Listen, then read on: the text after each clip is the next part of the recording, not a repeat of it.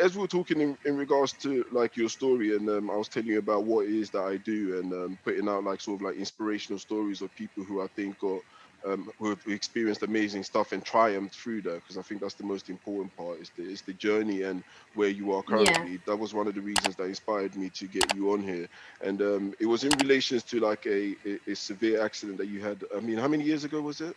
31 years ago now. 31 years ago.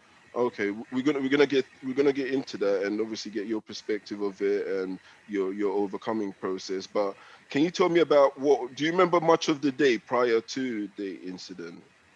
Yeah. So I was age 10 at the time, and just gone to visit my great granddad in India. So my parents and my dad hadn't seen his granddad for 23 years. So since he left India, he'd never seen him. And my parents wanted to give me and my brother, who was 6 years younger than me, um, just an experience of life, like what we've got here in London. Mm, It's not like that in countries like wherever we might come from, like village yeah. life is different. So both my parents wanted to give us this sort of like a reality check of life and what we should be grateful for. So just before I was heading to high school, he thought to give this. So yeah, prior to my incident happening, I said goodbye to my great granddad and said we'll see you soon. We're now going to go and tour south of India. So where I come from in India, like my family is the west coast of India. Okay. So it's close borders to Pakistan. So Yeah. geographically, that's where it is. So yeah, so off we went to Mumbai, stayed with some family friends, and my family booked a flight to Bangalore. Was that your first time in India, by the way? Yes, Since that was the yeah. first time. Oh, That's the okay. first time I'd actually been abroad. Oh wow. Yeah, so we did a lot of holidays in the UK as a Mm. family, but that was the first time abroad. So So it yeah, would and have been then your first or second time on a plane when the incident yeah, happened. yeah. Um, and then me and my brother wanted to go Goa Mm. because it's like Goa, that's what we thought India was, beaches The and cool party place now, yeah, isn't it? exactly. Yeah. And any brochure or anything you see on TV, India was just Goa. So Yeah. we wanted to go there, but my parents were like, we'll go there after we do our tour. So it's like that last retreat sort of thing. Mm. So they booked it to Bangalore. We had no idea what Bangalore was or what was famous about it, what was so good about it. Yeah, and that's where the incident happened. Yeah. In regards to like the incident itself, in terms of the process, is there any memory of the process, or is that something that sort of like the trauma of the situation had made you completely forget? Like, do you No, remember anything of the process at all? yeah. So I remember like me and my brother reluctantly getting on the plane, Mm. and I remember fighting with him, arguing with him because he sat by the window and I was in the middle seat. My dad was on the aisle, and my mum was on the next one. And I'm fighting with him because it's like, well, it's not fair. You always get to sit by the window, and it's my time, it's my turn. Because it's like we saw the blue skies and the green fields. It's not Mm. what we see here in the UK. Obviously, we don't ever see blue skies. Once a year, we might Great. see it. Mm. So just that excitement, and so clear and just beautiful and just bright. And yes, I just remember the argument really. And then the incident happened, which, as I will reveal now, I was involved in a plane crash. Mm. And then the next sort of voice I hear is my grandmother's voice, who I've left back in the UK. Oh, wow. Um, so I'm like, hang on, why is she here? So in my head, she's on the plane with me and has come to surprise us. Mm. But in reality, what she was saying was, Tulsi, you've been involved in a plane crash. Your mum, dad, and Kamlesh, that's my brother, are no more. And she's crying. Now, for a grandma, especially in that time and age, quite stern and kept their emotions to themselves and very Yeah. sort of conservative. So she was crying, and I'm like, why would she be crying when she's come to surprise us? Mm. So intertwined with me arguing with my brother, thinking my grand's on the plane, to her then telling me my family are no more and that I look different. There was Has she just too flown out much to going. India, or how long was you out there? Yeah. So she'd actually flown out. So the accident actually happened on the 14th of February 1990. Mm.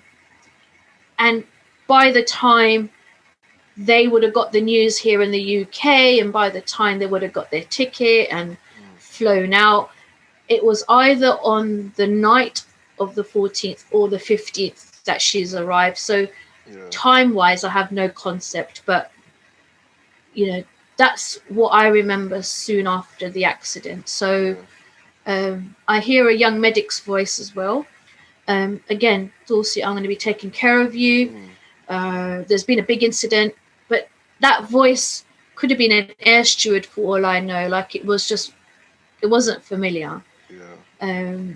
So yeah, and that's the only recollection I really have. Yeah. So at this point, your grandmother is telling you that something's happened, and you look different. What was you thinking at this point? And did you know the extent of the damage you had caused to you? No, I had no concept, because when she said I'd been involved in a plane crash and that my family were no more, it didn't make sense, because in my head I'm still fighting with my brother, Mm. and then thinking she's come on the flight to surprise us. Yeah. So, and my eyes are bandaged. I'm in and out of sedation. So, yeah. Mm. So what was it like the first time you kind of realized the extent of the damage, and how was that experience like? So that came about. So I was flown back to the UK, treated in Billericay in Essex, and I was then met with my aunts and uncles and cousins. Mm. They were in the waiting room, and because being in a burns unit, not everyone was allowed to be in there. Mm. And they're telling me the same information that my grand did. So for me, I thought they've come on the plane now to surprise me. So again, it's Mm. like either it's avoidance or it's just denial. Yeah. It didn't sink in. But me being me, I still felt like me, very boisterous and ambitious and Mm. loud and humorous. And when my eyes were bandaged and I was in and out of surgery for skin grafts and, it's because of Mm. smoke inhalation and everything. So it was probably about 4 weeks after my accident where they removed the bandages, and I requested, as well as they said, would you like to see yourself in the mirror? And I was like, I was so excited, because I'm like, of course I want to see myself. Like, Mm. because it still hasn't registered what's gone on, I Yeah. suppose. So yeah, and then I think they were quite concerned, thinking, hang on, why is she so excited? I don't think she's really comprehended What's what's happening? actually happened. Yeah. So yeah, they removed the bandage, checked for my eyesight, everything was fine. And I was so determined to see myself. But the person looking back at me in the mirror wasn't actually me. It Mm. felt like somebody drew that face on. It was like some sort of sick joke, like, Mm. whoa, who had time to draw that face on? But obviously the person in the mirror who was blinking their eyes and moving their mouth to talk realized that was me. Yeah. Looked down at my left hand, which had like metal rods sticking out the fingers to straighten them, red raw scars. So obviously I knew something's happened, but I still didn't think it was the plane crash that had happened, if that makes sense. It just felt Yeah. that wasn't real. Yeah. So it's almost like a surreal feeling, like an out of body experience, not knowing, not feeling like it is you, but when you do move, that is you that's Yeah, moving there on the screen. that's Yeah. that it was me. And then either naively or optimistically, I actually thought, it's okay, T, don't worry. These will be gone in a year, Mm. and it's all right. And I think that's me. I'm always kind of, oh, it's Mm. okay. We'll deal with it later. Or it's okay. This is nothing. This is minor. Yeah. And I suppose that's got me through a lot of situations in life. Yeah, they do say there's something incredible about like the optimistic spirit of certain human beings, because there's those that tends to want to project the negative side of things, and then you kind of drown yourself and put yourself into a rut, because wherever you process through your mind tends to have an effect on your body and how you feel and how you react Hmm. to stuff and how you react to illnesses and injuries. But if you're an optimistic person in general, then you have a different approach, which kind of plays a part in the healing process of it all. So I'm assuming that that's what played a part in your healing process in terms of like your own personal optimistic spirit that you have. Yeah, absolutely. Because even looking back now from an adult perspective, there must have been something within me that was able to just get up and go and do the day-to-day things, even though the mind was feeding negativity at points, because Mm, obviously that's where my low self-esteem started. yeah. When I've left hospital and suddenly the world isn't treating me the way the nurses and the doctors were, because in hospital they see patients with burns and whatever, they see the human spirit, they don't see the scars. Mm, So where I was protected in that sort of aspect, where no one judged me, no one stared at me, to now being discharged from hospital, the journey to and from hospital, journey to and from school, wherever I was going, that's where the bullying started. You know, the name calling, people staring, all of that. That's where my low self-esteem started. But the optimism, the inner spirit was always there, but the mind took over yeah. and started to feed the negativity. Yeah. But yeah, I resonate with what you're saying, because you either had that optimism or you don't. Yeah. It's that Yeah. It inner definitely plays a spirit. part. Yeah. But Yeah. as a child, what was that experience like? Because this happened to you when you were fairly young. You were around 10, 11, wasn't you? Yeah, 10, yeah. Yeah, around 10. So, like, how long until you went back into school? How long after that Uh, incident? so I was discharged in June 1990, and I went back to school sort of just the last part of June, and then you've got the 3 weeks of July before summer holidays Oh, start, you wow. know. That was pretty So soon then. yeah, yeah. Yeah. And I had day visit to school just to see my friends, Mm. What was their which at reaction? the time was difficult.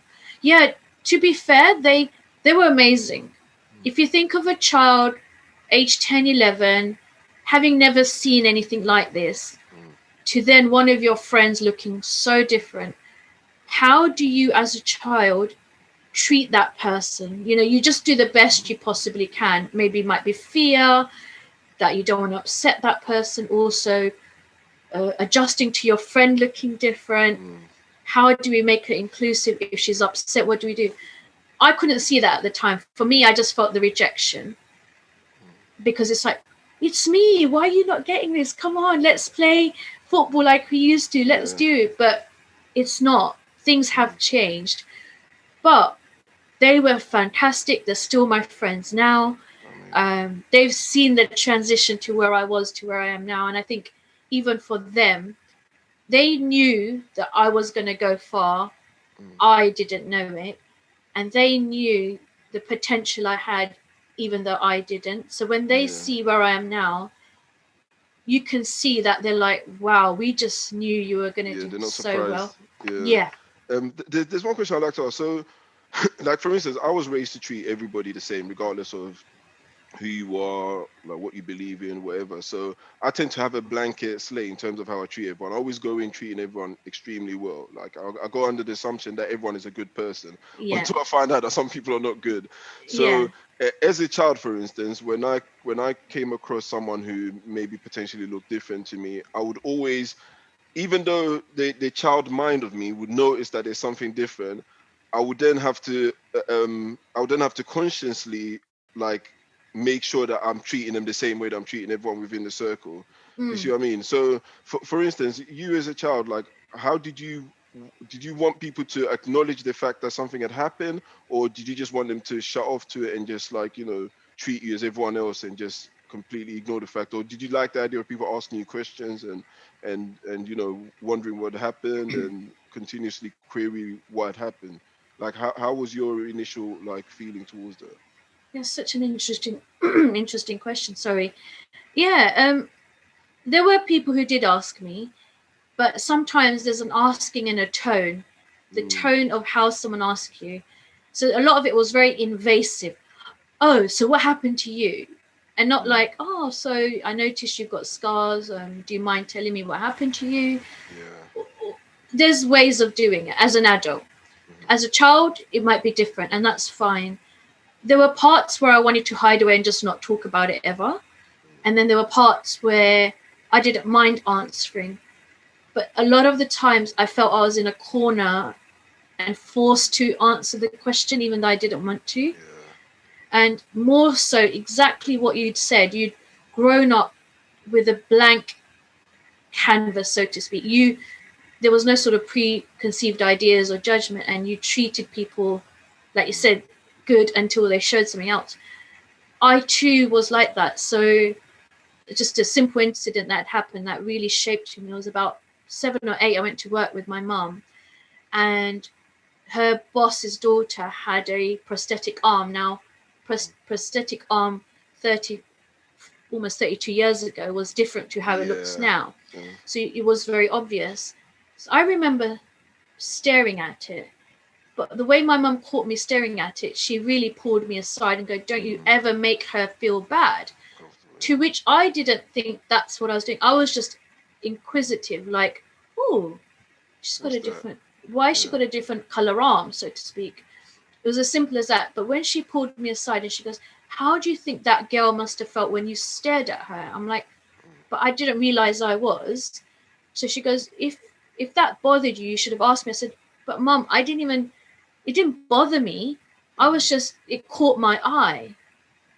Yeah. And from that day, I've learned the non-judgmental aspect. So I wanted people to treat me as me without the judgment.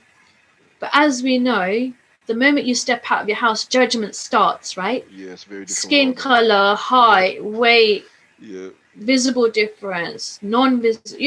There's a whole spectrum of judgment out there. That's how it was. I think to me, that's why the education at home is so like vital. And I think genuine conversations between parents and children are essential for these things, because it's hard to prepare a child for like that sort of reaction. So if I wasn't raised in that type of environment and I just stepped out into the world, then it's like, yo, like, I would react as a child, which can be extremely offensive, and it can be detrimental to someone's like well-being. But I think the reason why potentially like I was exposed to such things is that I grew up very like in a very mixed cultured environment. Like my best friends from Pakistan, my other friends from Eritrea, like my whole circle, there's 5 of us, and every single person is from a different country, different color, different religion. So it's like I kind of had that early stage training to understand and be sensitive to others, but some people just don't. And now we live in a world with so many mixes, so many variations. So it's a great thing for parents to do, to have those conversations with their children in an early stage, because other kids could have come into your environment and been extremely like bad to you, which would have affected you growing up. What was the experience like growing up as an adult? So like the transitioning from like being in the playground in school with the scars and having those type of reactions to now going into like college, university, and adult life. Like what was the treatment process like throughout those stages? Kind of similar, to be fair.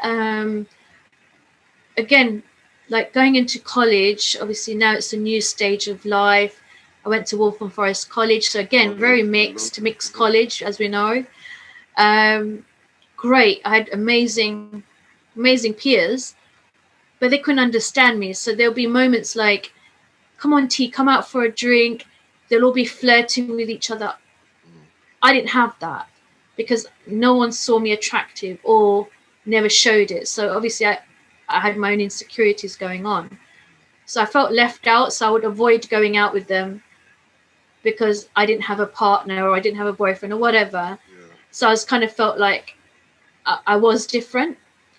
That's just my preconceived ideas. It wasn't what they put on me. It's just what happened. And then, I went into the hotel and tourism industry because I wanted to travel. So being in an accident never put me off going on a plane. It was one of those things. I was quite lucky. I grew up with the fact that it's one of those things. It's not every day a plane crashes. And so that was my mindset from a young age. So anyway, I went to do this hotel and tourism course. I got to work in Guernsey, so I was away from home. And then when I came back to London, applied for jobs here, and I applied for a job in a hotel in London, and the letter that came back was, "Dear Miss Vagjiani, unfortunately, you didn't get the position. Your face doesn't fit the company." Now, when I first read that, I just took it as an active rejection. Yeah. As in, you didn't get the job. But when I read it again, "Your face doesn't fit the company," I was like, okay, right. It's this that they can't have on the front of house. They can't have their customers being scared, or they didn't want. You can read between the lines of that, you know. Well, it's quite obvious, the discrimination. Yeah. Mm-hmm. Yeah. Did you push back against that? To be fair, no, I avoided it because it's like I didn't want to bring no more attention to myself than was already. And any kind of jobs I got were very much behind the scenes if I got them, like, you know, like a room cleaner and stuff. No issue with that. Happy to start from the, you know, bottom, but that's all I kept getting. And yet I've got qualifications. So yes, that happened. And then going down Oxford Street, you know, like we would do for a Saturday job, you know, like we would have done. And there are CVs. Yeah, handing out CVs. So did the same thing, handing out, went with my cousin. They'll take my CV, look at it, put it in the bin, take my cousin's CV and go, okay, we'll get back to you. Again, very obvious. And where I've got experience because I've worked in the hotel industry, so I know how to do that. My cousin's just come out of school. So you can see where the discrimination was sort of taking place. And then it got to a point, like, I just gave up, to be fair. I just was like, sod this. I don't want to work. This is not for me. Yeah. So for a year, I was just at home doing nothing. And this obviously where the depression was building up, with any kind of, you know, anxiety, depression, any kind of mental health type illness. It's not something that just suddenly happens. There's obviously little processes that go along the way until one day it's just magnified, right? So this is what was happening. All the sort of bits were going on, and I was feeling really low about myself, even more. The negative narrative just literally took over. Do you think there was one incident that broke the camel's back, for instance? Do you think there was one particular incident that definitely led you into? What was that, if you don't mind? So the biggest thing that happened was, so at that time I went to sign on, so job seekers allowance at the time, and waiting by the bus stop to go to the job centre. Don't feel great as it is. The weight has piled on, so I don't feel amazing. Going to the job centre is the last thing anyone on the planet really wants to do, because they make you feel even more worse than you do feel already. Right. And then they put it upon you, like, why haven't you got a job? You know, that kind of thing. So already feeling low at the bus stop. There's a set of lights. The bus stop's there. The lights were red. Car pulls up. There's 4 guys in the car. Wound down the window. And they shout, "You're so effing ugly, you should have died." So to me, I looked around thinking, oh, wonder who they're talking to. At no point did I think it was me. And if I did think it was me, I definitely was in denial. But I looked around, there was no one at the bus stop. It was just me. And I'm like, wow.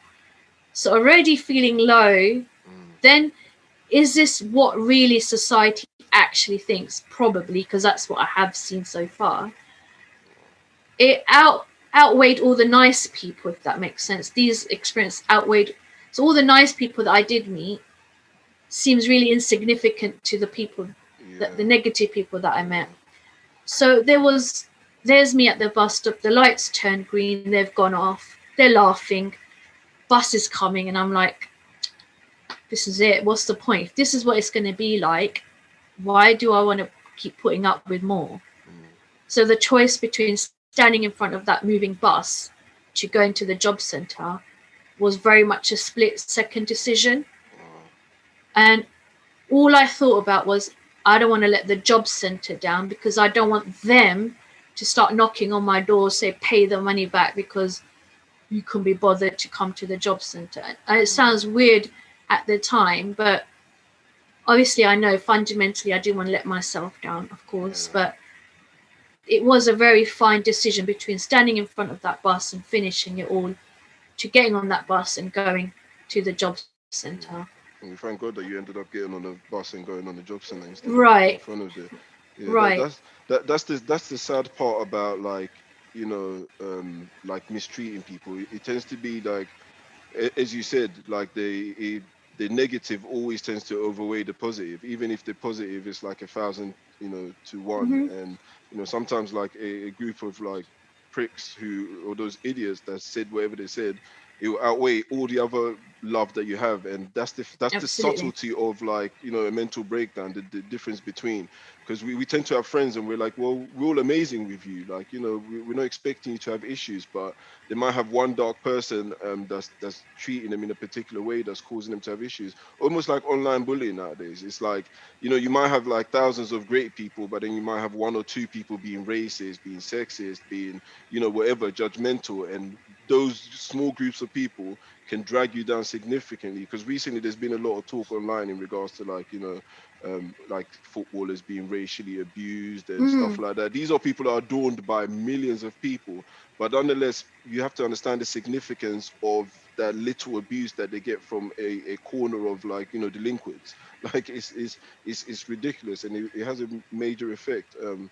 But in terms of, like, like your progress now that you've done and overcoming, like, mental health issues and also like your self-confidence, can you tell me a bit about that process and what helped you through? yeah, it's Or obviously is, we or is know it it's not stuff an, that you're still dealing with, and how you dealing with it? Because obviously nothing is conclusive. yeah, no, it's such a fine line, and it's not an overnight process, and that's one Mm. thing we need to talk about. Is it's not like, okay, get over it. Yeah. That word, that phrase, it's awful. Get Mm. over it. Oh, come on, why are you moaning about it? No, it's because it's something very deep within us, yeah. And I'm on the other side, I'm very grateful. I'm so fortunate. Mm. I actually celebrate 31 years of my anniversary on Sunday, Valentine's Day. Oh And yes. when I say celebrated, I Mm. actually celebrate the day. It's not a day for me of mourning, Mm. because as we grow up culturally, however, Mhm. we have to see our anniversary dates as a negative or a sad thing. It never feels sad for me. It never felt sad for me. It was Mm. put upon me to feel sad, but I couldn't understand it. So I thought I had to mourn. I had to be morbid and, oh, okay, well, it's my anniversary. I better be upset. But even though I wasn't, Mm. because inside I was just me. So I've took control back. I've taken Mm. control back of how I celebrate these moments, or how I choose to see the day. So the transition between the negative narrative to the positive narrative came about not that long ago, which Mm. sounds surprising because people like just presumed I was always confident, because I was. I did go out. I Mm. had a smile on. I was the life and soul of the party, but internally I wasn't. Internally I was numb. I weren't that pretty girl I saw in the bar. I wasn't that girl that the guys looked at twice. I wasn't that girl. Mm. So although I was the life and soul of the party, because after a few drinks, tea is amazing. She's fun, she's boisterous, she's loud and up for a Yeah. laugh. But come home and the hangover wears off and the makeup comes off, it was torture. It Mm. was consistent conversation of how rubbish I am, how useless I am, how ugly I am, all of those. Then I came into contact with the Katie Piper Foundation back in 2012. Yeah. Um, and suddenly, not because it was spoken words, but I'm in a room with people with burns, adult with burns. No words are spoken about our actual accident scars or whatever. I suddenly felt understood. I just felt, somebody just gets me. Mm. And from that time forward, I used to get about 60 to 70 ugly episodes a year. When I mean ugly episodes, it's don't leave my room, Yeah. don't look at So these me. are internal battles. Internal battles, completely internal, Mm. come on, T, come out. Oh, no, I can't. I'm not feeling great today. Oh, T, come to this event. No, I can't. My tummy's upset. 1,010 excuses to never leave the house. After I meet the peers from the foundation, I had probably 2 ugly episodes a year, and they were very minute. And then 2013, I met my Reiki master. So I was showing signs of confidence sort of bit by bit, but there were still parts of me that still didn't feel good, and I wasn't pretty and all of the other things. But 2013, when I met my Reiki master, and I laughingly joked about him saying my solar plexus chakra, which is our emotion center, I said it's left my body, has never come back. So he's just thinking I'm being silly and whatever. And then he scanned my energy and got to the solar plexus, and he went, oh my God, you weren't joking. He goes, where's your confidence? I said, I don't have any. And he was like, what? He goes, the way you walked into the room, you were like full of life and energy, but yet internally. And obviously since then, things have been changing. My confidence has grown. I'm now in my own skin. I own all of it. I've sat here with no makeup on. I don't care. Whereas 2 weeks ago, it would have been important. Yeah. Like just to put something on, thinking, well, I'm on a public platform. So confidence is always changing. It's not like this one pinnacle moment. But I'm just owning more of who I am. I don't want to be anyone else, and I think that's important. Yeah, that's vital. I mean, there was a beautiful quote that I heard you say once, and I think it was along the line like, it's okay to be you, and once you accept who you are, that's beauty in itself.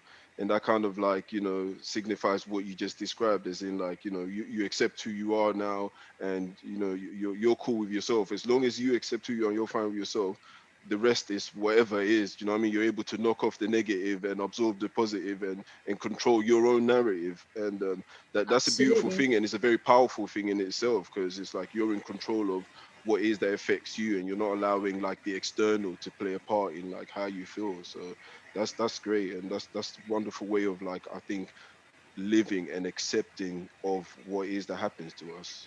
Yeah, like for me, I always say now, even in most talks, beauty for me, I own my own version of beautiful. I don't own your version or my neighbor's version, my own version. And that's all I need to be content with, So I don't now need to look at a magazine and go, wow, she's beautiful. Oh, she's not. It's irrelevant to me, right? I own my version. So I wear what I like. I dress how I like. I'm flamboyant. I'm, play down. However, I go with my own mood. And I don't care if it looks silly or not, because it looks fine to me. Yeah. And that takes a long time, because again, we're always seeking some sort of external validation for something. Whereas for me, that external validation doesn't really mean anything to me. Yes, it's nice to receive a compliment, absolutely, but it's not important anymore, Yeah, it's not the be or end of all. That's a beautiful way of looking at it. Where would you say you find your strength and motivation? Like, is it in one particular action that you do on a daily?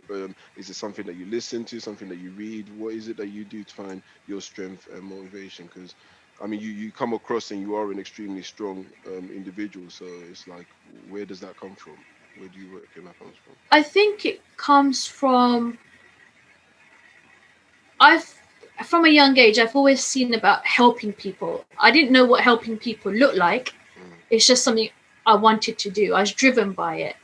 And it sounds really weird, because in mindset techniques and coaching, it's all about focusing on yourself. So then,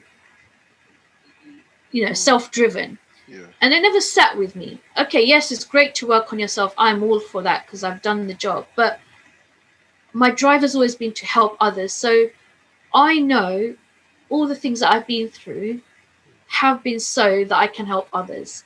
I don't know what help others look like. Don't get me wrong. I don't know which part of my story is going to help them. But I want to better myself so I can represent the better version of me to you, the viewers, the listeners. So they can then find something to better themselves. My drive has always been to be a better person than I was yesterday. Yeah. But I know there's going to be a better person tomorrow. My faith, and I don't mean just on a religious aspect at all, this inner faith has driven me here as well. Like we talked to earlier on, there's a spirit within me that was determined way before the accident, Yeah. that just kept going. Don't know how, because when somebody says, how would you get through all of that without your parents? Yeah. My answer is, I don't know. Yeah. I don't, because there wasn't one pinnacle thing, but there was that inner strength within me, which I truly believe we all have, to be fair. It's just we may not have a situation tap into that or be guided how to tap into that. Yeah. But we do have it. And I think that's what keeps me going, and that's what helps me just drive myself forward. But my main focus and motivation, and I would say this really out loud, is my niece. I've been so blessed to, have her from such a young age, like from day dot, her influencing me as I'm influencing her. And she shows me what it's like to be a compassionate human being. Now we talk about sometimes teaching our children to just see everybody as everybody, not color or, height, whatever. She had that in her, because it's really weird. Like, sometimes we might describe, I've never been comfortable with this, but it's okay. Where, oh, what about your friend? What's her name? The one with, the brown skin. And she look at me as like, they have a name. Like, why are you referring it? She didn't see skin color. And I thought maybe it's because my sister might have shown her that, but we've not had these conversations with her. It's something inbuilt within her. So this and she's just accepted. And then I thought I'd have to have that conversation about, in the playground when there might be a child who's just left out of a game and they just sat there on their own. And I'd wanted to have that conversation. Don't let anyone ever feel like that. Be inclusive. Yeah. But she was doing that, because when I went to the school to get her report, like with my sister, they said, she's so beautiful. She shows compassion in the playground. If there's somebody on their own, she'll approach them to come and play with them. So she was doing that. Yeah. So she's my motivation to want to be a better human being. So when she's growing up, she doesn't have to do the healing, like the deconditioning process that I've had to do. Yeah. So all she'll know is love and acceptance. That's all she will know. Yeah. There is I was listening to a story yesterday which kind of ties into what you just said in regards to your niece, which it got me thinking as well. So there was this guy who was telling his story from I think he escaped poverty in Cameroon and into America and so forth. And he was talking about when he was a child and he was in school, he went to a fairly decent school, but he came from extreme poverty to the point where he'd worn the same clothes for the last 2 years and no one had noticed. And he said in school, when people used to go out for lunch breaks, people were sharing their meals and stuff, and he would have to hide because he had nothing to share with them. And he would come back and pretend as if he had eaten and he was fine. But these times he was starving, his stomach was growling, he was having stomach ulcers, and over the weekends he would be working in mines and all sorts. But no one knew about this in his school. And it got me thinking, and I was like, I went to a school in not the greatest area economically. I mean, as you know, Newham being, and I started playing around in my head right now thinking, were there kids like that in my school that were from extreme deprivation that I never noticed?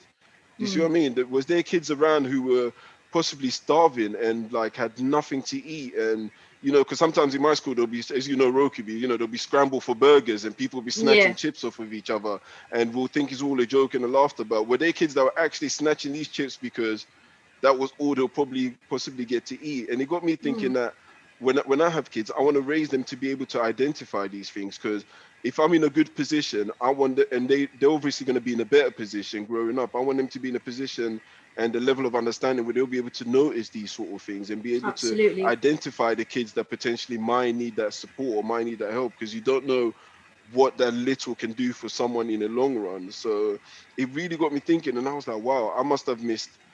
Obviously, it's not my fault, but it gets you thinking that way. How many of these type of opportunities have I missed historically and Yeah. not noticed? Because the guys who was telling his story, it was so amazing, like in the sense that the stuff he had to go through in order to hide what he was like experiencing was incredible, and nobody in his school ever noticed it. Do you know what I Mm. mean? But as kids, it's very difficult for us to see these things. And yeah, Of it's not our course. responsibility, but there is ways that you can potentially train and teach your kids. Because some people might have it naturally, like your niece, but majority of us don't. We just want to get to the Yeah. playground, kick our ball around, and then go Absolutely. about our business. And you're saying something incredible in regards to like helping people and motivating people and showing people like encouraging people through your own strengths and experiences.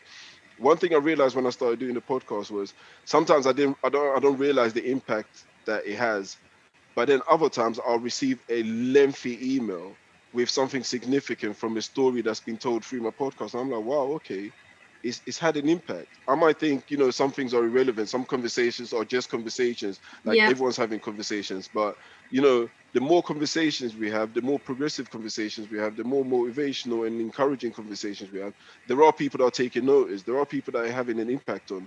Like you Yeah. telling your story, you might think, oh, I'm just, repeating and continuously telling my story, but it's playing an important part in someone's life. Like I'm going to take something out of this. Someone who listens to this might take something out of it. And Yeah. sometimes that is our works, that is our good deeds without us necessarily noticing it or acknowledging it, but it is having an impact. And I know this because I start getting feedback, which keeps me going. Because sometimes when I can't be bothered to podcast and stuff, and then like someone's bombarding me with like a 20-line email, I'm like, wow, people do listen. You know what I mean? Yeah. Especially if you're talking of something of encouragement or some level of like motivation. So I mean, keep doing what you're doing because it's Thank amazing, and you. I'm definitely I'm definitely of the knowing that people are being encouraged by it. People are being encouraged by your story because, to me, like survival and overcoming stories are the most powerful things we can use as tools as human beings to encourage ourselves. Because sometimes we might be in small positions of like trouble, but then we realize that other people have gone through even more significant stuff, and Yeah. it's not good to compare, but that comparison might encourage you to keep going, and it might, Completely. yeah, and it might encourage you to, to stay upright and to keep pushing for things that you want to strive for. So it's Yeah. amazing. So it's like that saying, like I was saying, you want to be a better person than yesterday. Yeah, And that's where the comparison aspect would come in. It's not because you're comparing your life to someone else. mm, You're realizing that how can I better my day today than it was yesterday? yeah, How do I become a better person? And it could be listening to a podcast, it could be reading something, and you're like, oh, yeah, I'm going to try that.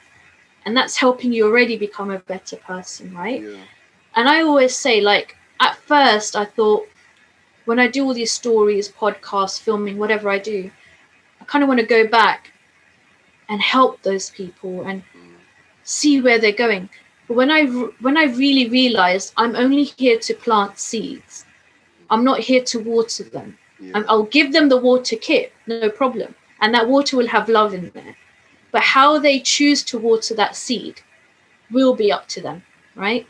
I can't go back and go, hey, buddy, have you watered it? Are you doing this?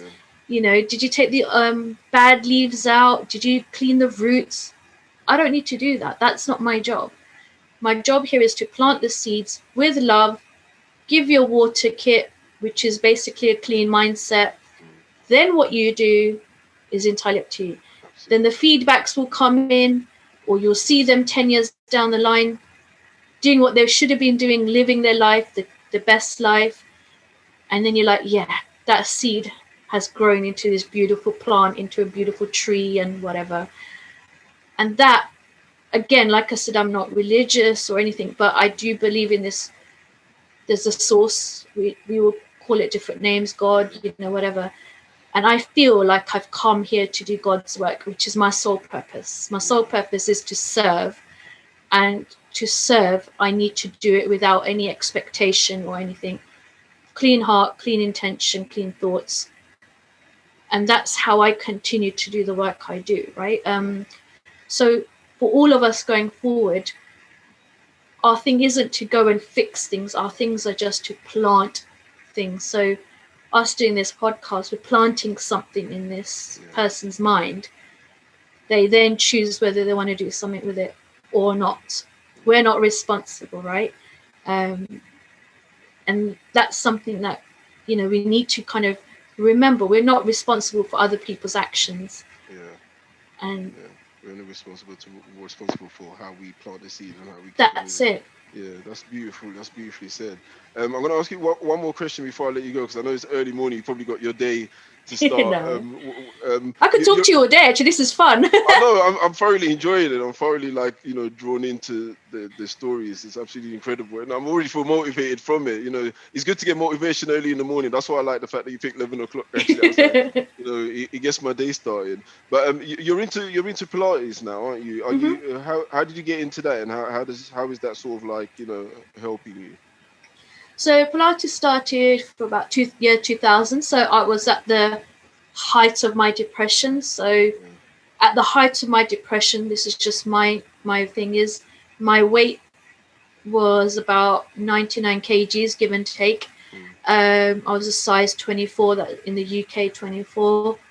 And that's quite shocking, because as a small person frame, that didn't sit with me in a health way, in a mental way, in any way. Went to the local gym in East Ham. I heard the word Pilates in magazines, but didn't know much about it. It's like it was word, isn't it? And it was a fad and a trend, and all the stars were doing it. So of course, but anyway, in the gym they actually did have a Pilates class, so I went along, and I was so excited. And the instructor, she was a supplement teacher, so we were all sort of sitting there, and she told us to lift our legs off the ground, like just one at a time. And I thought I was, because I thought I was lifting my leg, and it didn't even come off the ground.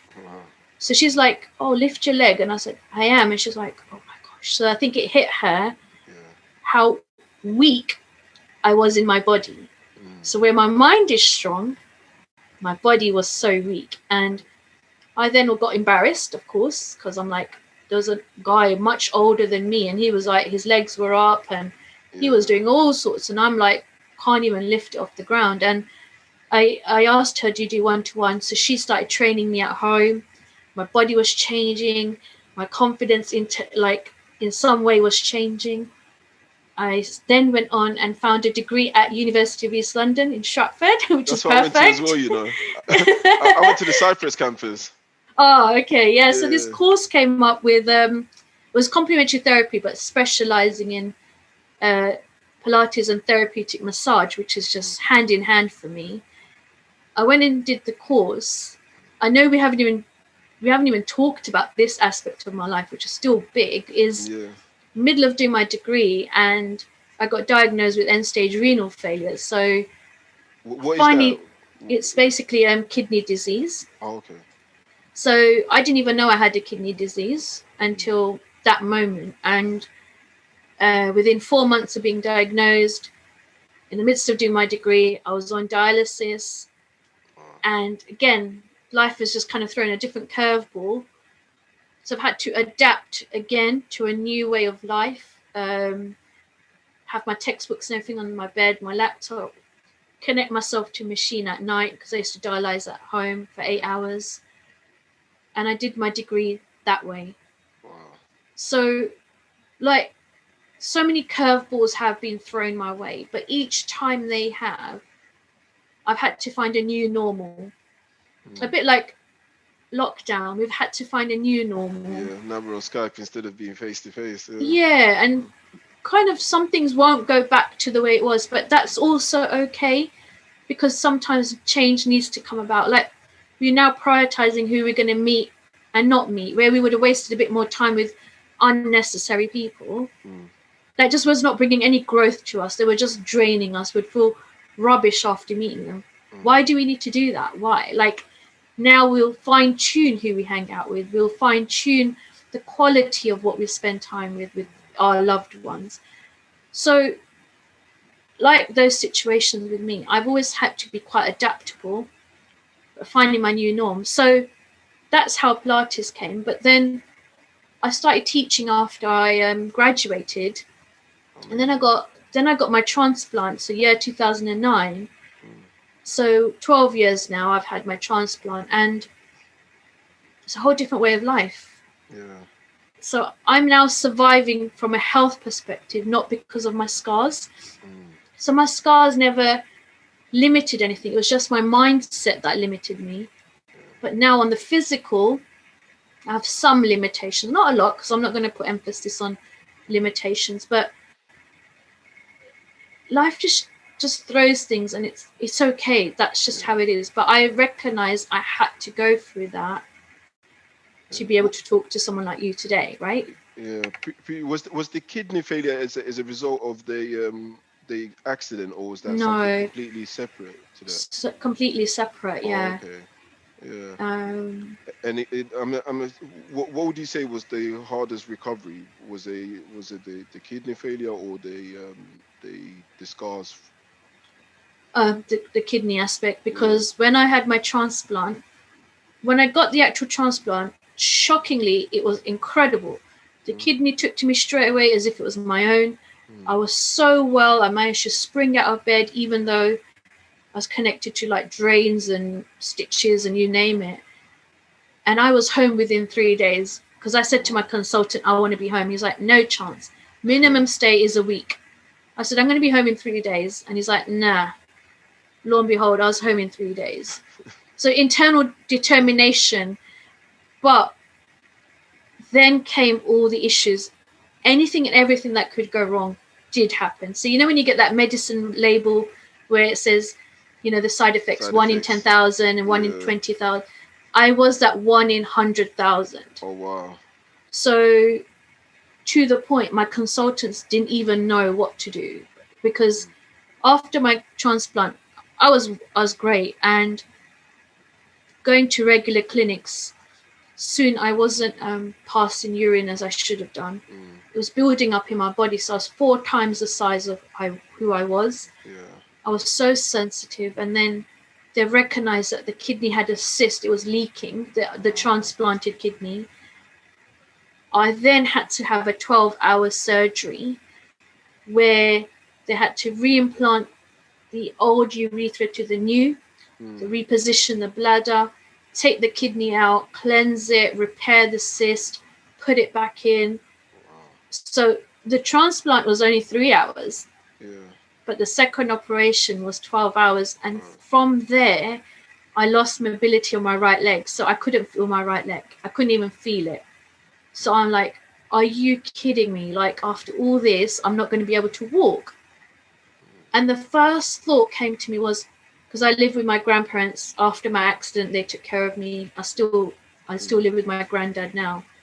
But my first thought was, I don't want them to look after me. I don't want them to push me in a wheelchair. I don't want them to bathe me and I just didn't want them to look after me anymore.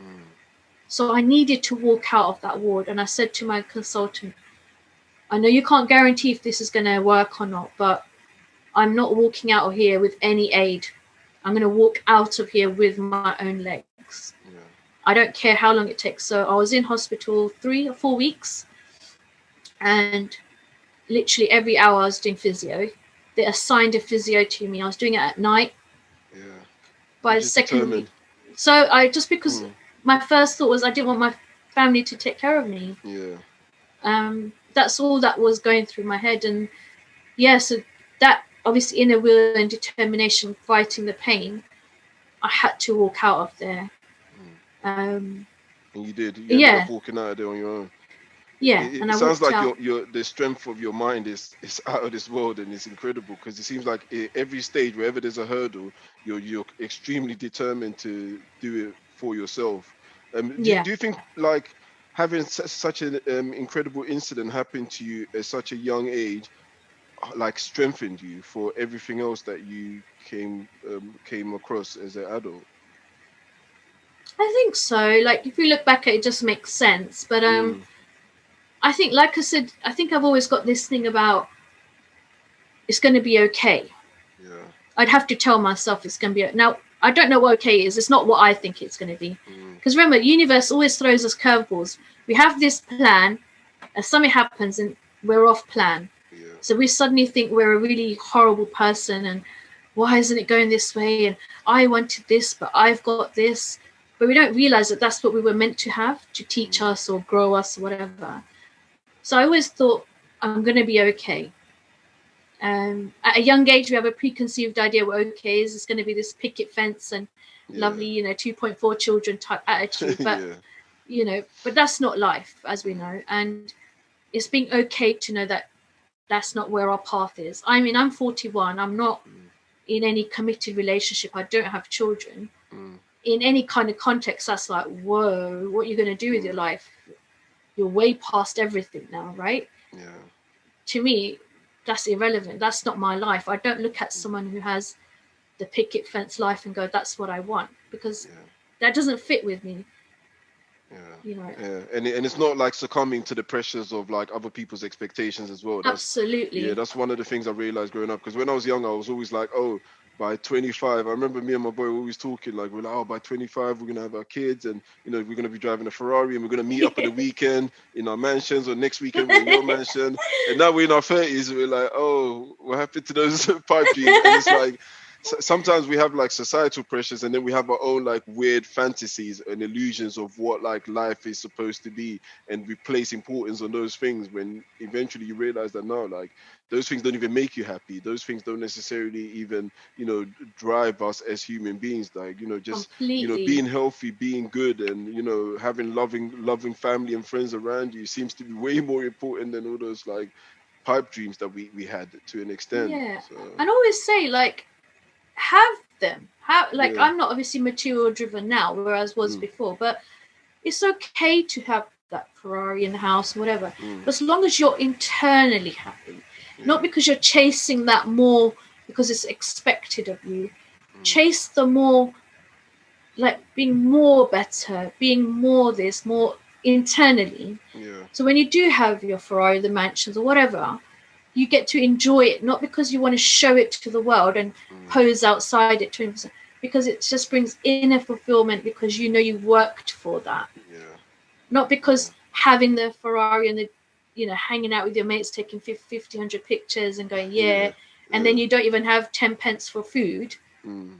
That's not happiness. That's just silly, right? So again, we're chasing some pipe dreams that it's not even fun. Like, I understand if it's fun, but it's not. I've been there. Look, I've been there. I've been a spendaholic. I spent money like it was water to make others happy, and giving gifts, consistently gifting all the time. £500 top. Oh, here you go. I thought of you. And this person's like, okay, I don't need another one, but thank you. And it was to get validation. That's why I was doing it.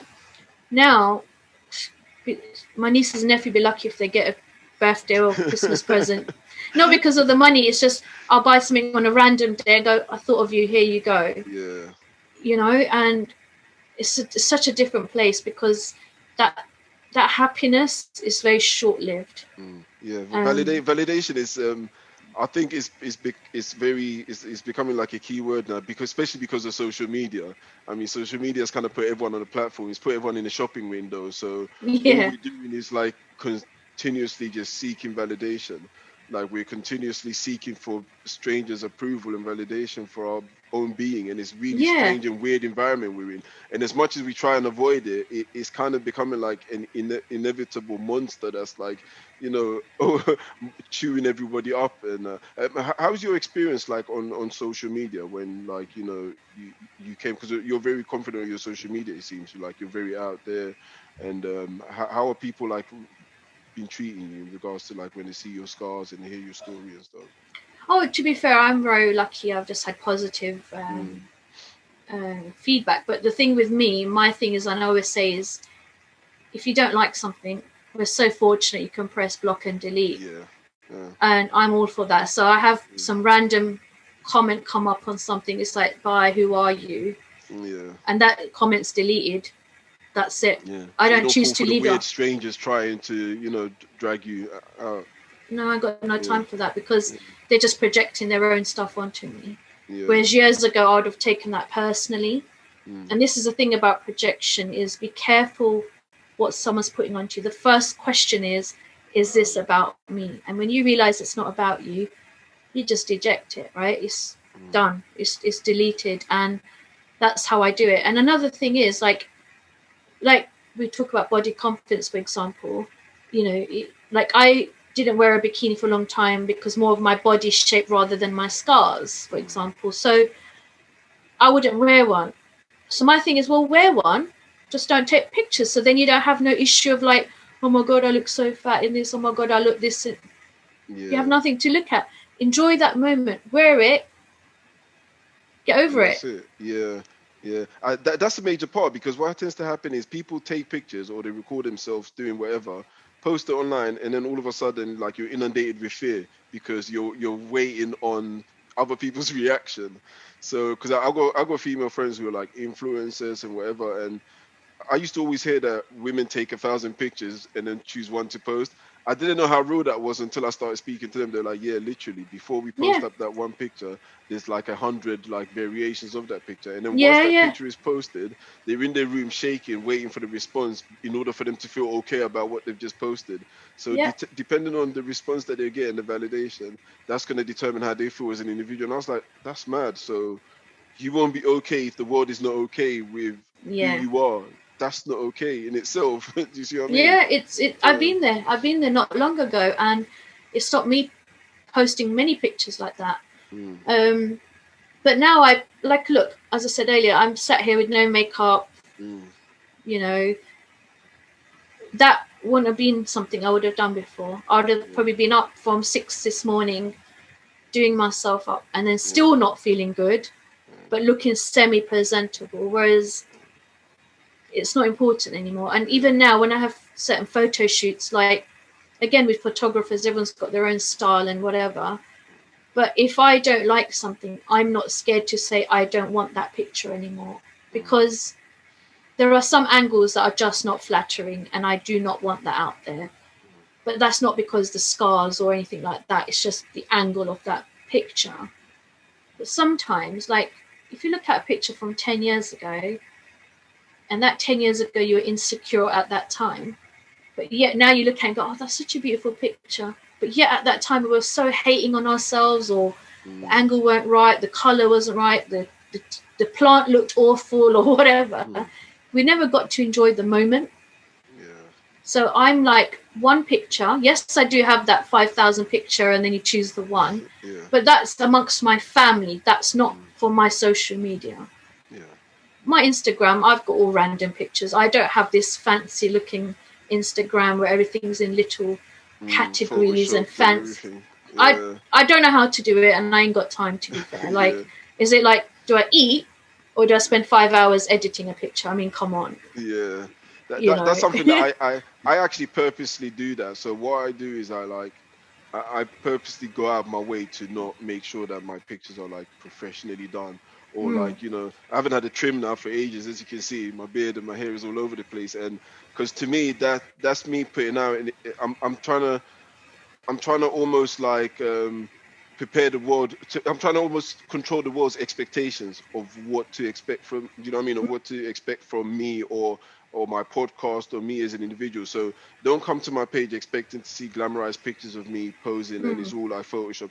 Yeah, maybe one day I might do a photo shoot. Someone might invite me to do one. I mean, sure. I'm not myself gonna set one up, but if someone wants to Yeah. invite me to do one, I'll do it. But nonetheless, if you check most of my pictures or most of my imagery, it's never really polished, and it's something that I consciously do, because Yeah. I realize the pressure behind, once you start something, you have to carry it through, and that's too much energy and it's too much Oh, time. big time. You know what I mean? I got a lot going on. I've got a great family. I've got great friends. I've got great projects I'm working on. Like, to edit pictures and to put out an image which is potentially false of myself online, it's too hefty of a task. It And is. once I control that expectation, like, nobody really is coming on there to see something that I can't be bothered to work Mm, on and to put out. So it makes my life easier that way.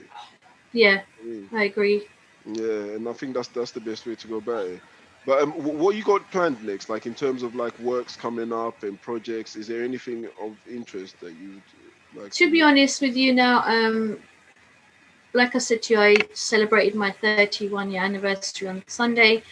and I feel very complete. I feel very, like, it sounds really strange now, like when I say it this way, so I hope people don't find this disturbing, but if I was to go now, I'm going on a high.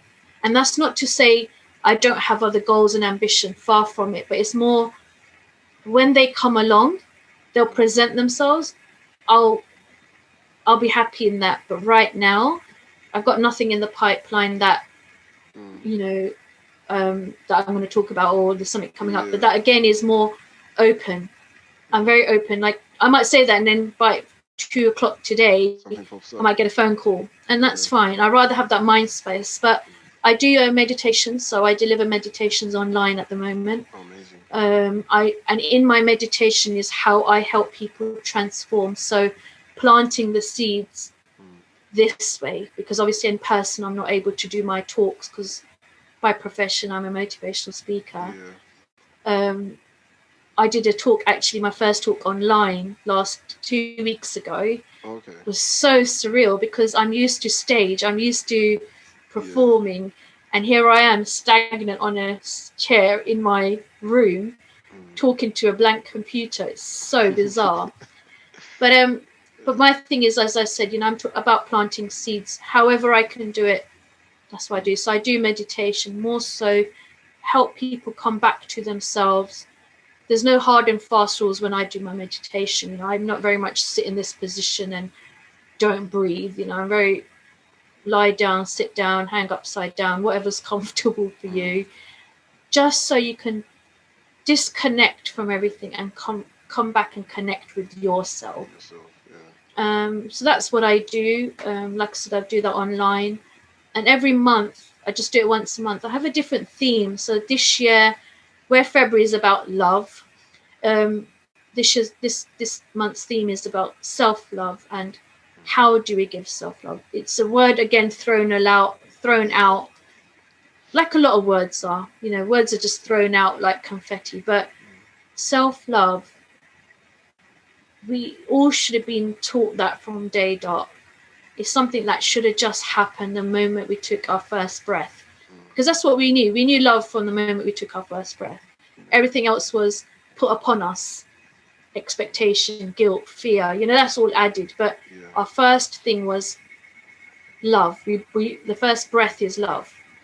And so it's like, how do we come back to that? How do we give ourselves that love we're able to give others? Why do we feel we're less deserving than someone else? So yes, every month I have a different theme. So that's what's going on. Yeah, I'll definitely be keeping an eye on that. And there's so when you say you celebrate your 31st anniversary, I know you touched on that before as well earlier. What does that entail? It just basically now, so again, consciously I decided I'm not going to post about this date every year now, because up until from my accident till now, I've acknowledged the date. Like I said, either it was from sadness or other people's expectation of how we should avoid the day or don't talk about it. But in the last 10 years, I've taken control back of how I want to celebrate, how I want to see the day. I don't want to see a day of like, oh my God, I lost my family, poor me. I've never been a pity party person. But I do things like, okay, on the superficial level, we have St. Valentine's Day. So where we have that fake day of one day of going all out, getting your heart some flowers and whatever. But I kept with the theme, love. So I spent the day going out for lunch or dinner with a friend or family or whatever and celebrating that. But this year, all the internal healing that I had to do for my inner child who went through the accident, did things on her own, fought against the prejudices, the bullying, the low self-esteem, it's all come back full circle. I look at the day I walked out of that wreckage, well, not literally walked out, but come out of that wreckage to be where I am today, the work I've put in, internal healing, layers and layers and layers of trauma. I took control of the day now, whereby next year I don't need to post about it, because now that date It's not a negative date. It's not a date I need to look back and go, oh God, I lost my family, poor me. Oh, I don't have nobody. No, it's a date to remember that that's when I was born again. That's when actually my journey actually started. Because where I talked about earlier about, I'm here to do God's work. I am, because I had to go through that to awaken this spiritual energy to be able to help somebody and not be the pity party, because I have a choice. I could either be a victim or a survivor. And I choose not to be a victim. I choose not to. And that's just because of the words I use and my mindset, right? I'm not saying I wasn't a victim, because at the point of incident or point of impact, I am. But then I have a choice of what I do with it after. So that's what this signified for the celebration. So I got a cake this year. Oh, nice. And my niece, so again, quite bizarre that she's never seen me any different. Of course, she doesn't know any different. She's 7 now. This is what she knows. But there have been times I've asked her in a roundabout way, do you see me as different? And she just looks at me as like, well, I don't like what you wear, but no, I don't see you as different. And so we laugh about it, because I'll always anticipate that moment she might ask me. She's never asked me. So on Saturday, my sister had to actually tell her what happened, not because she had to tell her, but because why are we going to her house to have cake? Okay. She was like, is it her birthday? Yeah. So she's like, is it her birthday? But it's not July yet, so it's not her birthday. So why are we having cake? And of course, obviously, the whole social distancing and everything. So that's why my sister told us. So like, she was involved in an accident. She lost her family, and that's how she got her burns. And she looked at my sister like, what's burns? So she still doesn't know she hasn't processed it. that this is different. So for her, it's not. This is just me. And then my brother, my cousin brother, he did this sort of tribute reel video thing. He posted a few years ago. We showed her on Sunday. So there's a picture of me as a little girl with my dad. She's like, oh, you're so cute. And she looks at me. She goes, you're cute now, but sometimes you're annoying. So she still hasn't picked up the fact that that little girl hasn't got scars and this person has. So she still hasn't made that differentiation. So for her, she just sees a soul. And that's when I realized that she's just not polluted. She's not polluted with anything. She's just driven by what she feels rather than what she sees. And I think that was a celebration encompassed as a whole. And I think I'm just done. I'm done talking about that date. I'm done writing about that date. Everything I needed to write, offload, share, I've done it. You've done it.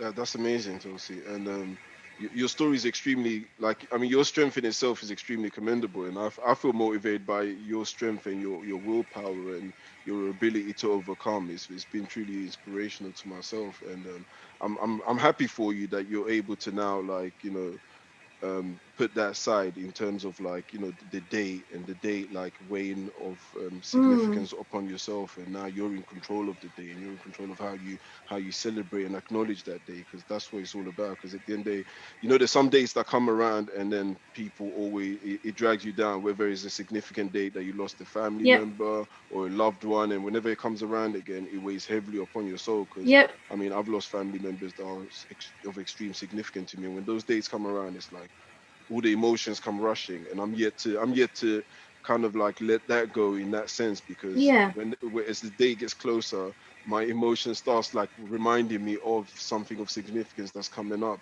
And as human beings, it's extremely hard for us to let that go. And sometimes, we don't know if we should let it go, because then we feel guilty if we do let it go. But at the same time, we also need to learn how to continue living in the right path and with the strength that's required for us to survive in the current world that we're put in. So I commend you for all of that, and I truly appreciate you sharing your story with me, because not just my listeners, because I feel inspired by it, and I thoroughly appreciate it, and really want to thank you for coming on the podcast and sharing your story. Thank you. Yeah, I mean, just a quick reflection on what you said, but that's exactly it, the date. So anticipate the date, but that's not to say on the 19th of March, I'm not going to cry. Yeah.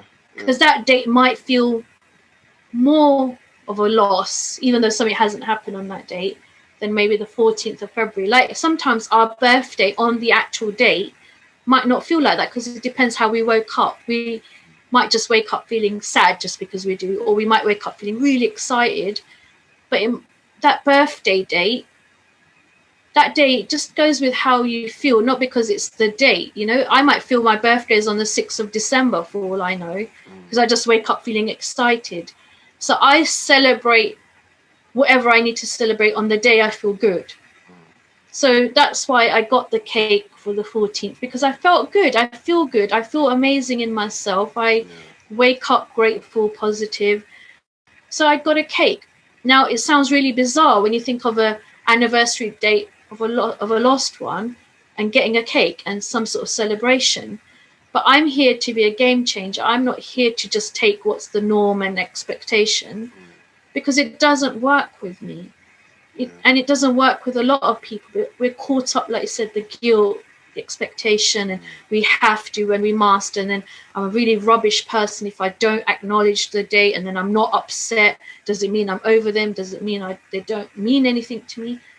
No, it's just in that given moment, we're not feeling those things, and it's all right. It literally is all right. It doesn't mean you've forgotten about them. It doesn't mean they're less significant. No, they'll always be there. They're a big part of us. But on a soul journey, we've got other things to still do. Most definitely. Yeah. And I think people need to hear that, because what tends to happen is that when we don't let go, or not even necessarily let go, but when we don't, like, acknowledge that part and allow it to live out its path, we drown in it, and it has a serious effect on ourselves personally as well. And the thing is, like, fair enough, that damage has been done to you, but nonetheless, you don't want that damage to be a continuous doing and chipping away at you as a person and as an individual, and having a mental effect on you, and you having breakdowns, because then you haven't achieved nothing. You haven't succeeded in the healing process. So that's I acknowledge essential. it. Absolutely acknowledge the day, acknowledge the people you've lost. I do. I acknowledge the fact I lost my family, and obviously I've got a new sense of life, a new sense of identity, but I don't need to revel in that. I don't need to feel morbid for the sake of feeling that, like, or upset. If I don't feel upset, how can I fake that? And it's all right. It's all right. And like I said, on 19th of March, on a random date, I might cry because I just missed them, but acknowledge that rather than suppress it and go, oh God, why are you missing them now after 31 years? Grief, there's no time.